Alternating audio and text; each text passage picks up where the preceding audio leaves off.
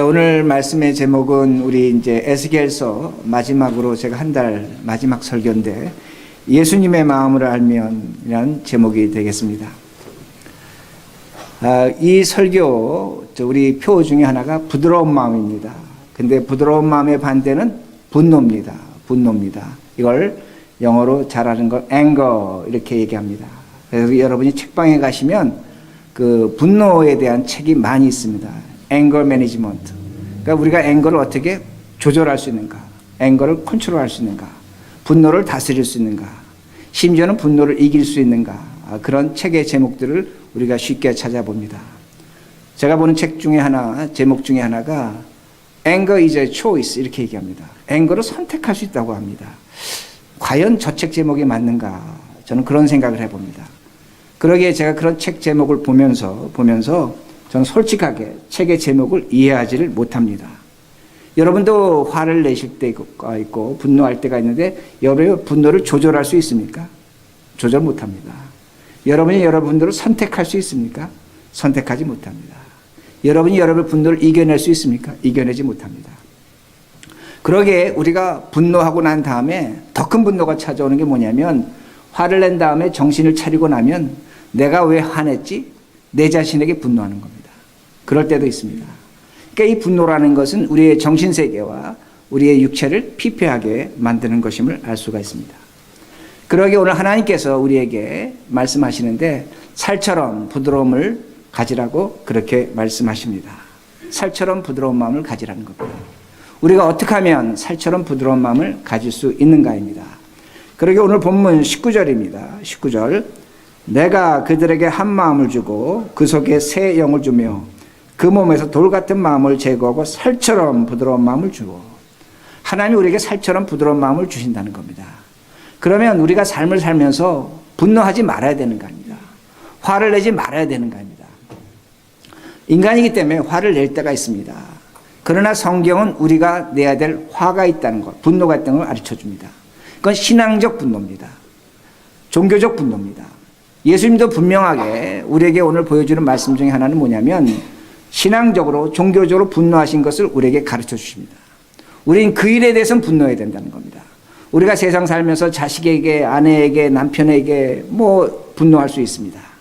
그러나 그런 분노는 우리가 최대한으로 절제하고 우리가 분노해야 될 것이 있는데 그것은 신앙적 분노라는 겁니다. 종교적 분노라는 겁니다.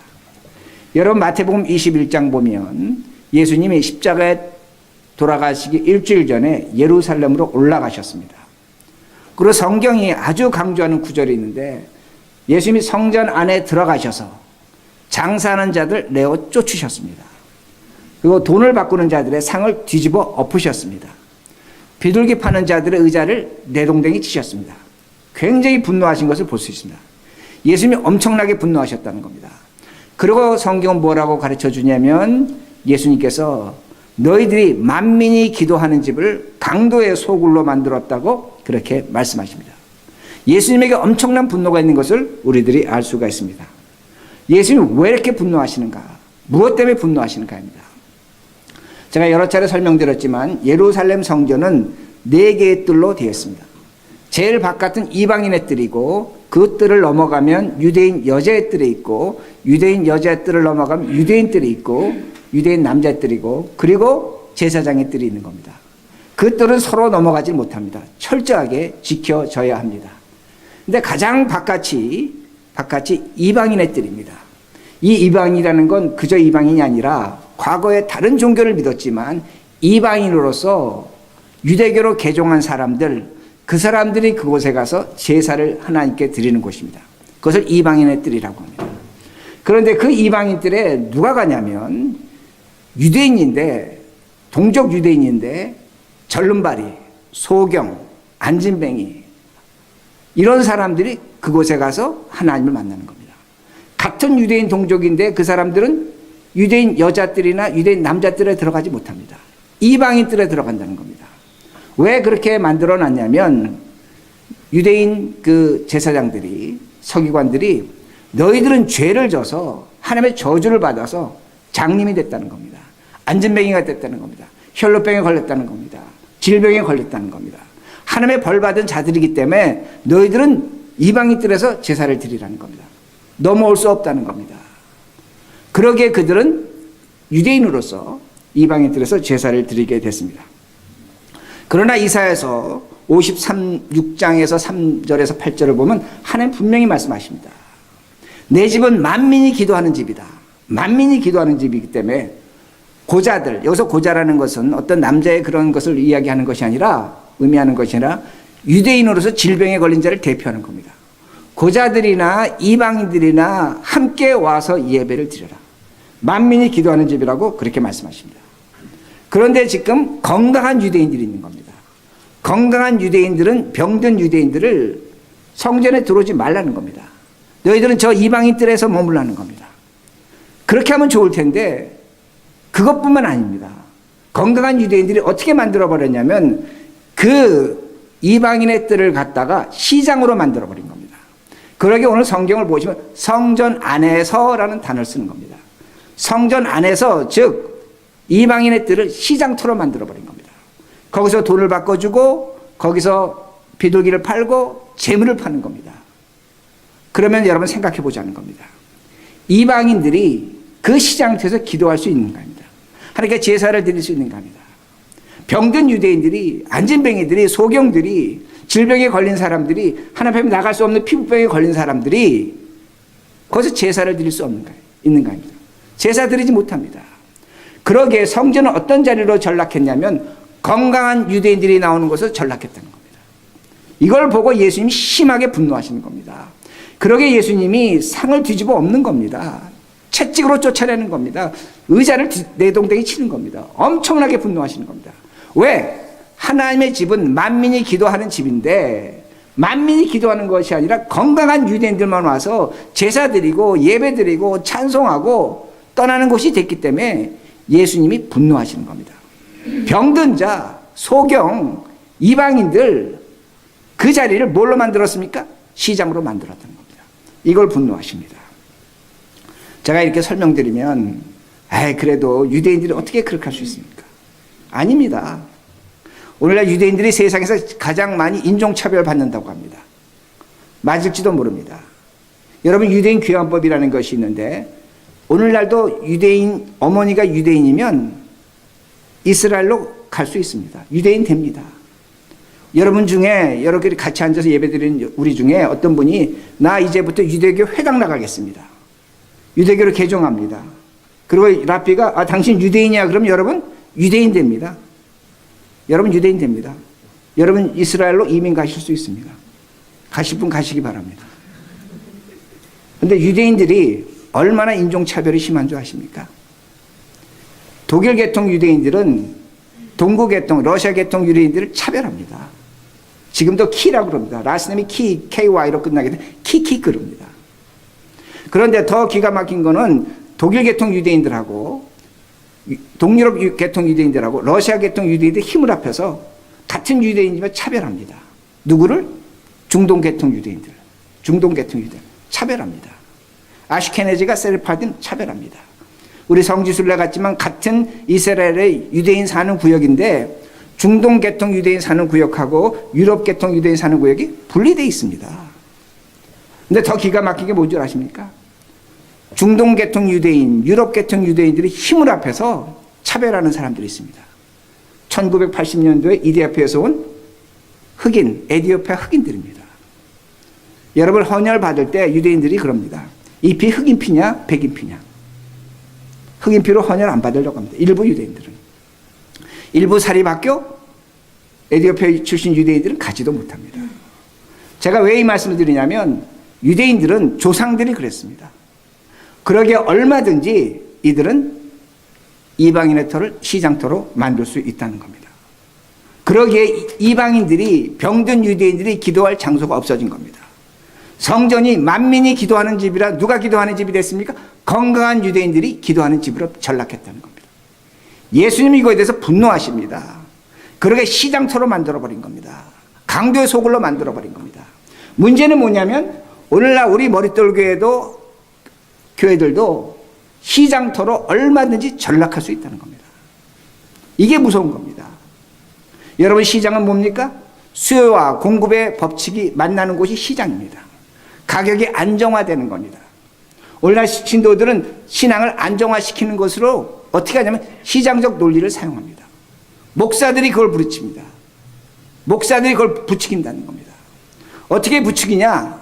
당신이 기도한 것만큼, 예배 드리는 것만큼, 헌금한 것만큼, 전도한 것만큼, 선교한 것만큼, 구제한 것만큼, 충실하게 성실하게 교회 생활한 것만큼 하나님께서 갚아주실 것입니다.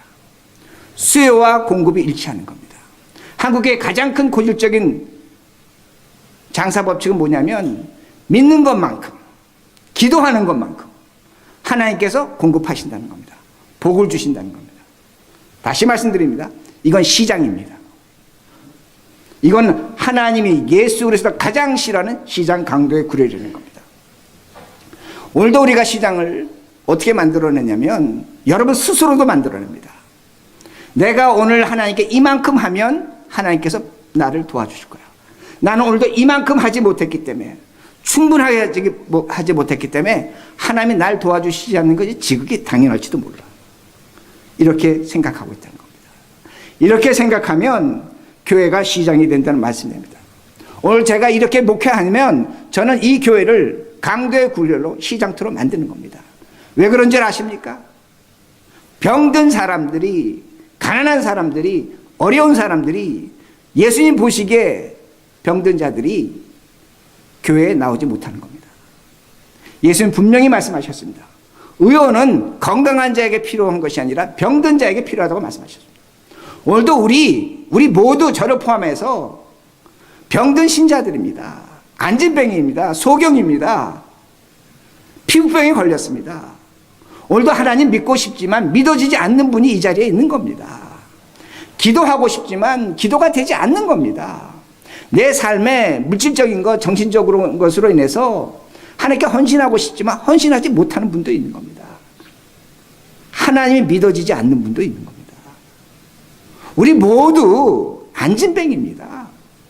병들었습니다. 하나님께 나가고 싶지만 의욕을 상실한 분도 있다는 겁니다. 하나님은 이러한 사람들이 하나님이라는 겁니다. 아멘. 하나님은 건강한 자의 하나님이 아닙니다.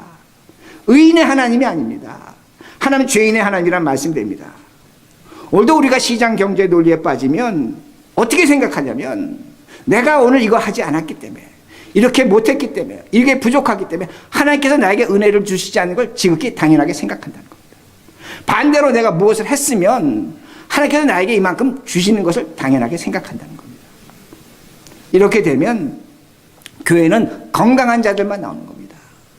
예수님이 말씀하신 것처럼 강도의 소굴이 되는 겁니다. 예수님이 우리 교회 오셔서 우리가 그렇게 신앙생활 한다면 뒤집어 엎어버리는 겁니다. 우리를 쫓아내시는 겁니다. 그러게 성경 다시 한번 보시기 바랍니다. 예수님이 어떤 사람의 믿음을 보시고 기적을 베푸시는 경우 있습니다. 없는 건 아닙니다. 그러나 성경의 많은 내용은 예수님이 그들을 보시고 불쌍히 여기시고, 그 과부가 자신의 아들 죽은 걸 우는 걸 보시고 그 아들을 살려주시는 겁니다. 배고픈 자들에게 그 배고픔을 보시고 먹을 걸 주시는 겁니다. 병든 자들이 소리칠 때 그 병든 걸 보시고 안타깝게 여기시며 그들을 치유하신다는 겁니다. 하나님에게는 시장 경제가 적용되지 않습니다. 오늘날 문제는 뭐냐면 신앙생활을 평생 했던, 일주일 했던, 무엇을 갖고 신앙생활 하자 그러면 경제 논리로 갖고 나옵니다. 내가 이만큼 했으니까 이만큼 받아야지. 이만큼 하지 못했으니까 나는 받지 못하는 게 지극히 당연해. 이거는 강도의 구려라는 말씀입니다. 하나님 이거에 대해서 분노하십니다. 예수님 이거에 대해서 분노하시는 겁니다. 그러게 제가 여러분들에게 우리가 신앙생활 없어 분노해야 될 것이 뭐냐? 바로 이 부분입니다. 여러분이 여러분 자신의 신앙에 대해서 분노하셔야 합니다. 저는 여러분에게 분노하고, 여러분 제가 만약에 그렇게 목회한다면 여러분 저에게 분노하셔야 된다는 겁니다. 왜 분노해야 되냐? 우리가 분노하지 않으면 하나님의 아들 예수 그리스도를 십자가에 못 박아 죽여버립니다. 이게 무서운 겁니다. 우리가 얼마든지 그 짓을 할 수 있다는 겁니다. 예수를 또 죽일 수 있다는 겁니다. 그러기에 우리가 이 분노심을 가져야 된다는 겁니다. 그리고 하나님은, 예수 그리스도는 병든 자에게만 나타나십니다. 병든 자에게 살처럼 부드러운 마음을 예수님은 보여주신다는 겁니다. 그러게 오늘 보면 17절입니다. 제가 읽기만 하겠습니다. 너는 또 말하기를 주 여호와의 말씀에 내가 너희를 만민 가운데서 모으며 너희를 흩은 여러 나라 가운데에 모아내고 이스라엘 땅을 너희에게 주리라 하셨다라. 하나님께서 이제 포로들에게 뭐라고 말씀하시냐면, 야, 너희들 너무 화내지 마라. 내가 너희를 예루살렘 돌아가게 하고, 그리고 너희들이 빼앗겼던 땅, 그건 내가 너희들에게 돌려주겠다. 그러니까 마음에 그 돌 같은 짐을 내려놔라, 이렇게 말씀하십니다. 그런데 포로들은 그럴 수가 없습니다. 왜? 예루살렘에 남아있는 자들은 자신들을 죄인이라고 합니다. 그러게 포로가 됐다고 하는 겁니다. 그리고 그들은 말하기를 너희들이 죄인이니까 우리가 너희들의 땅을 빼앗아도 괜찮다고 그렇게 말하는 겁니다. 그런데 하나님께서 말씀하시는 게 뭐냐면, 너희들에게 돌 같은 마음을 제거하고 내가 살처럼 부드러운 마음을 주시겠다고 말씀합니다. 자, 그런데 문제는 이겁니다. 그들이 정말로 70년 후에 예루살렘으로 돌아갔습니다. 역사적으로 돌아갔습니다. 그러면 그들의 마음이 살처럼 부드러워졌는가입니다. 부드러워져 있는 겁니다. 그렇지 않다는 겁니다. 우리 옛말에 시어머니한테 그야말로 매운 시집살이 한 며느리가 이렇게 마음에 결심을 합니다. 내가 이 다음에 아들 며느리 들어오면 절대로 내 시집살이 시키지 않겠다. 그렇게 결심했습니다. 그런데 그 아들 며느리가 들어오면 시집살이 시킵니까? 안 시킵니까? 시켜요. 저는 지금 겪고 있어요. 시켜요. 무섭게 시켜요. 무섭게 시켜요. 참 이상한 겁니다. 여러분 중에 종업원 중에 사장님 되신 분이 있습니다. 사장님이 되시면 종업원에게 관대할까요? 아닙니다. 관대하지 않습니다. 가난한 사람이 부자가 됐습니다. 부자가 되면 가난한 사람에게 여유가 있을까요? 그렇지 않습니다. 사람은 참 이상한 겁니다. 사람은 자신의 과거를 잊습니다. 그러나 자신의 기질, 자신의 DNA는 잊어버리지 않습니다. 똑같습니다. 우리가 예수님께 나가서 죄의 용서를 받습니다.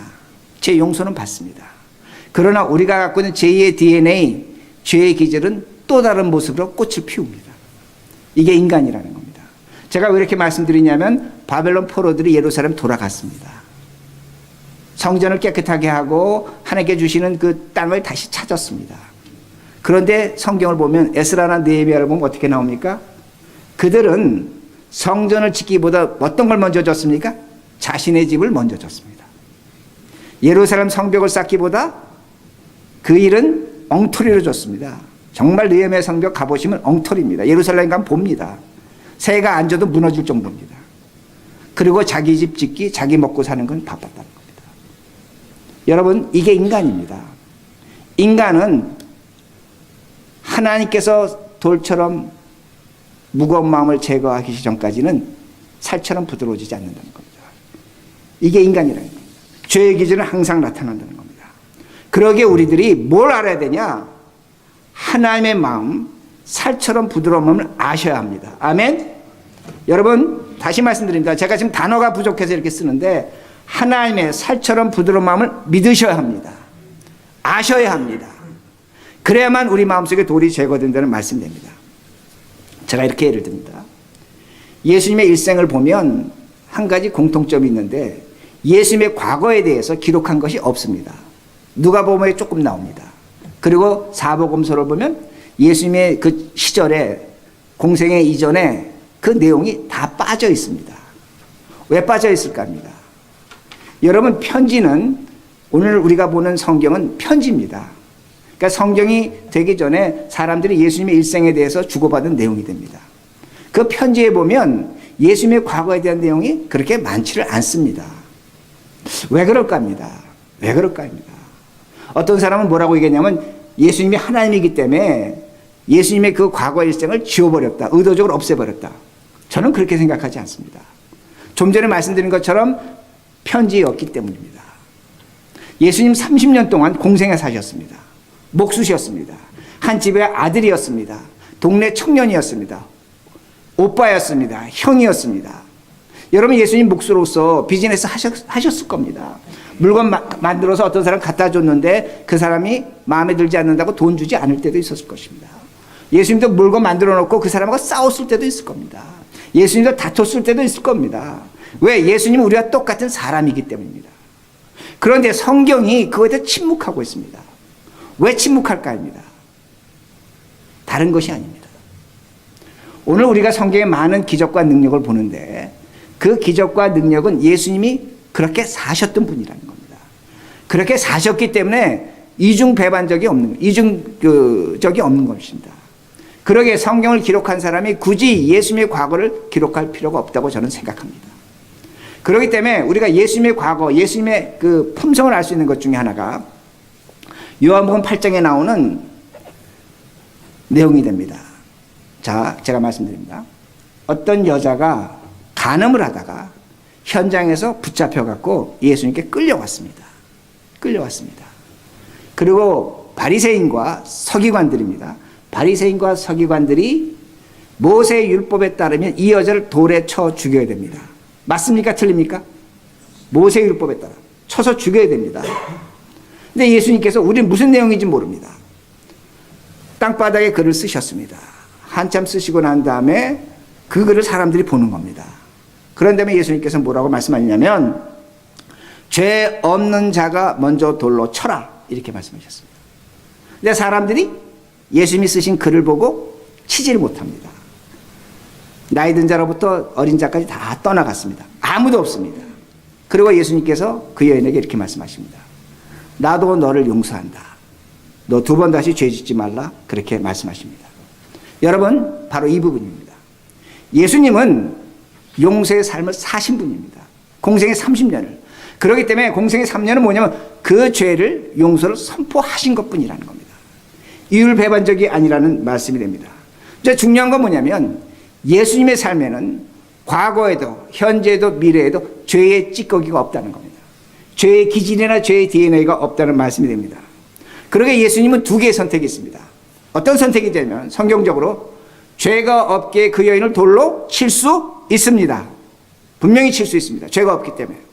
동시에 예수님은 죄가 없기에 그 여인의 죄를 용서하실 수 있다는 겁니다. 이건 사람이 갖지 못하는 예수님만 갖는 특권입니다. 죄가 없으시기에 돌로 칠 수 있고 죄가 없으시기에 그 여인을 용서할 수 있다는 겁니다. 근데 제가 좀 전에 말씀드린 것처럼 간음하면 십계명에 따르면 돌에 맞아 죽어야 하는 겁니다. 근데 예수님이 뭘 선택하셨냐면 십계명을 선택한 것이 아니라 뭘 선택하셨냐면 하나님의 사랑을 선택하신 겁니다. 하나님의 사랑, 용서와 사랑을 선택하셨다는 말씀이 됩니다. 예수님에게는 가장 중요한 것이 뭐냐면 계명보다 율법보다 용서와 사랑입니다. 그런데 문제가 생깁니다. 어떤 문제가 생기냐면 이 사건이 있고 얼마 지난 후에 바리새인과 서기관들이 제사장들이 예수님에게 돌을 던집니다. 예수님을 십자가에 죽입니다. 그들이 왜 예수님을 십자가에 죽였습니까? 그들에게 가장 중요한 건 뭡니까? 하나님의 사랑과 용서가 아니라 더 중요한 것은 모세의 율법이라는 겁니다. 모세의 계명이라는 겁니다. 그러기에 용서를 말씀하신 하나님의 아들 예수 그리스도 십자가에 죽인다는 겁니다. 제가 왜 이걸 이렇게 설명을 드리냐면 오늘날 우리들이 얼마든지 이렇게 할 수 있다는 말씀이 됩니다. 오늘 우리가 어떤 종교를 갖고 있는데 종교가 자신의 교리를 절대화하면 그 종교는 사교 집단이 됩니다. 사교 집단의 특징은 살인이 있습니다. 사람을 죽입니다. 여러분 착각하시면 안 됩니다. 오늘날 유대교의 하나님은 우리 하나님과 똑같다? 여러 차례 말씀드렸지만 아닙니다. 제가 어떤 특정 종교를 비난하는 건 아닙니다. 그러나 유대교는 율법을 계명을 절대화합니다. 절대화했기 때문에 누굴 죽였습니까? 하나님의 아들 예수 그리스도를 죽였다는 겁니다. 오늘 제가 이 말씀드리는 건 정말로 성경이 말씀대로 귀 있는 자가 들어야 됩니다. 우리도 마찬가지입니다. 오늘 머리기도교회도 마찬가지고 여러분 자신도 마찬가지고 원래 여러분이 갖고 있는 어떤 신앙적 특징을 절대화하면 우리는 사교 집단 됩니다. 우리는 예수 그리스도 십자가에 죽일 수 있다는 겁니다.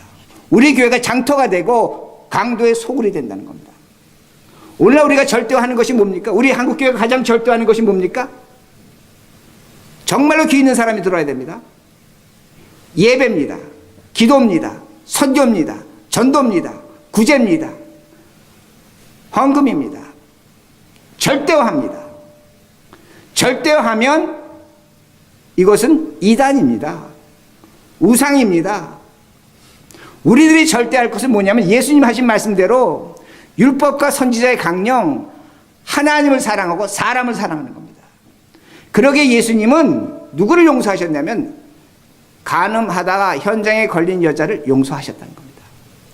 오늘 이 설교가 어떤 분에게는 상당히 힘들지도 모릅니다. 왜? 평생을 그렇게 신앙생활 했으니까. 평생을 그렇게 믿고 살았으니까. 아닙니다. 2019년에 우리 머릿돌 교회가 지향할 것은 뭐냐면, 가야 될 길은 뭐냐면 하나님의 사랑입니다.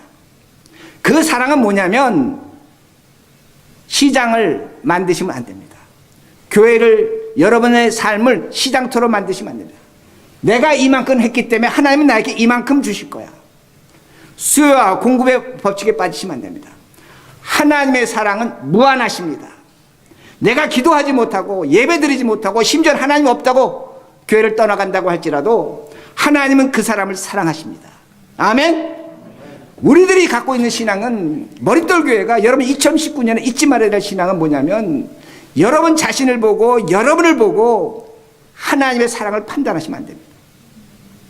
하나님은 오늘도 우리를 사랑하시는데 시장 경제의 논리가 아닌 무조건적으로 우리를 사랑하십니다. 그 사랑이 우리에게 있는 겁니다. 그 사랑을 갖고 있기 때문에 우리는 사람을 사랑하는 겁니다. 어떤 분은 저에게 와서 이렇게 말합니다. 그렇게 설교하지 마십시오. 혼란스럽습니다.